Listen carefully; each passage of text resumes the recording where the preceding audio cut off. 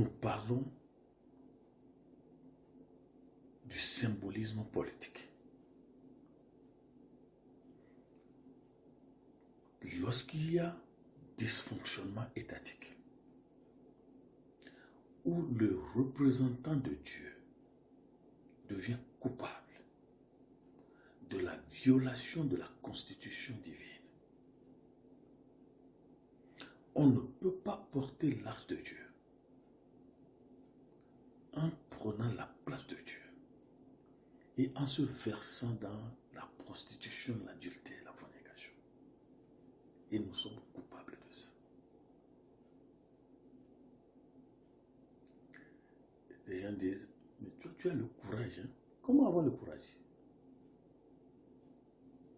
On n'a pas besoin de courage. Il faut dire la vérité. Vous-même, vous savez que c'est comme ça. Le thermomètre spirituel actuel indique que c'est ce qui se passe.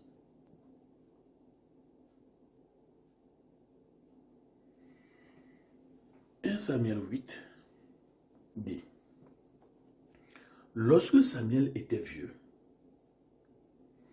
il établit ses fils juges sur Israël. On dit, les sacrificateurs envoyaient des gens pour venir leur chercher de la viande. Il disait, 1 Samuel 2, verset 18, Samuel faisait le service devant l'Éternel. Il était là-bas, il voyait ce qu'il voyait.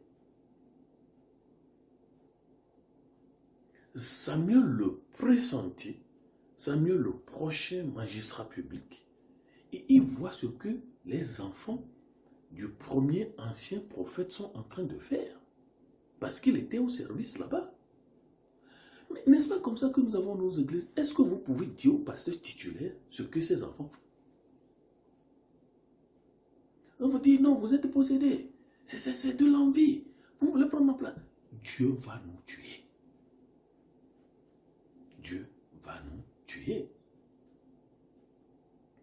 Alors que maintenant qu'ils ne sont plus là, Samuel va prendre les règnes prophétiques. Il va faire un bon travail. C'est ce il allait de district en district.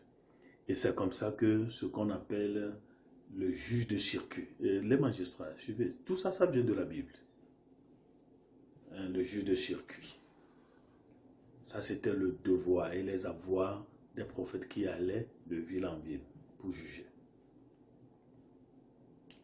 Samuel va faire un bon travail. Mais le problème qu'on a eu avec les enfants du premier prophète, on aura le même problème avec les enfants du deuxième prophète. Le leadership traditionnel par voie de succession héréditaire. Nous aimons tout ça. Quand je meurs, je veux que mon fils prenne ma place.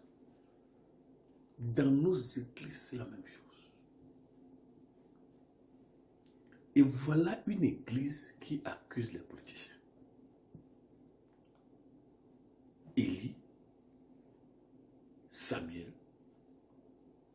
après eux, c'est leur fils. Et Samuel vient d'établir ses fils. Je suis Israël. D'accord. Dieu va les tuer. 1 Samuel 8, verset 2. Son premier fils né se nommait Joël. Et le second, Abijah. Ils étaient juges à Beer-Sheba. Mais les rapports religieux qui parvenaient devant le peuple et au ciel étaient que les fils de Samuel ne marchaient point sur ses traces. Ils se livraient à la cupidité, recevaient des présents et violaient la justice. Mais est-ce que Samuel ne sait pas que c'est ce que font ses enfants? Il sait. Voilà le juge qui viole la justice. Voilà le juge qui viole la justice. Voilà le juge qui viole la justice. Voilà le docteur en droit qui ne dit pas le droit, mais il dit le gauche. Voilà le magistrat qui lit le texte juridique et donne un différent commentaire.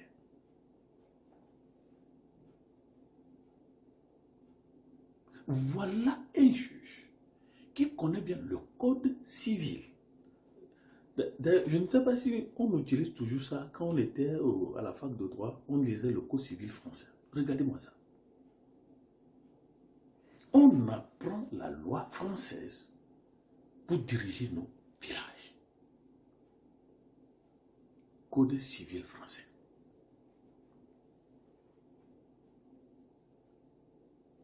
Le code pénal. Garofalo et des gens comme ça. France, pour juger nos nations. Un juge qui viole la justice. C'est pourquoi Dieu va juger les juges. Parce que Dieu lui-même, il est juge. Est-ce que le prophète Samuel, puissamment reconnu dans le monde entier, est-ce que tu ne sais pas que tes enfants sont cupides, recevaient des présents et violaient la justice? Non, ça c'est contre le peuple. Nous sommes bien. Notre famille n'a pas de problème. C'est Dieu qui nous a choisis. Le mandat du ciel, comme on me le dit en Chine. Le droit divin des rois, comme on le dit en Europe médiévale. Dieu nous a créés prophètes. Après le prophète, c'est le prophète. Et le dénominateur commun, c'est la famille. Qui vous a dit que Dieu aime le familisme? Qui vous apprend ça? Est-ce que Samuel ne sait pas que la carte d'identité morale, spirituelle, sociale de ses enfants disent cupide, pot de vin et injustice? Pourtant, au nom de la constitution rigide de la papacratie, il a fait de ses enfants des juges sur Israël. Dieu voit ça. Dieu voit ça. Donc maintenant, quand il est mort, le peuple va faire un soulèvement populaire. Les chrétiens, est-ce que vous comprenez les choses qui se passent dans nos nations? L'Église a déçu le peuple.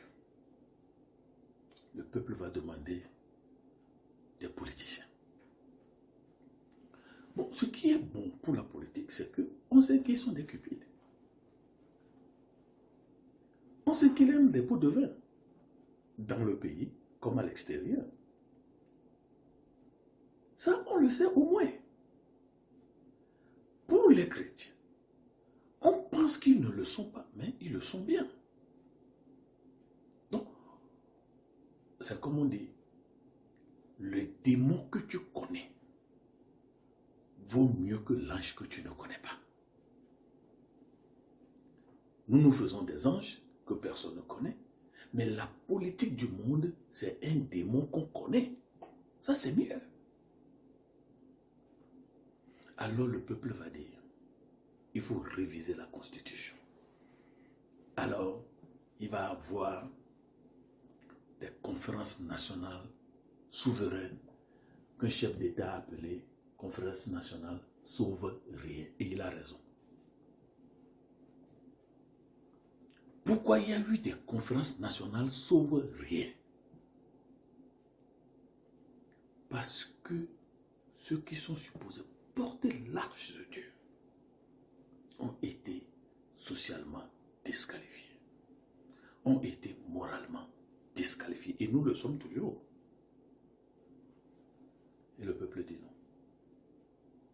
Le démon que nous connaissons vaut mieux que l'ange que nous ne connaissons pas.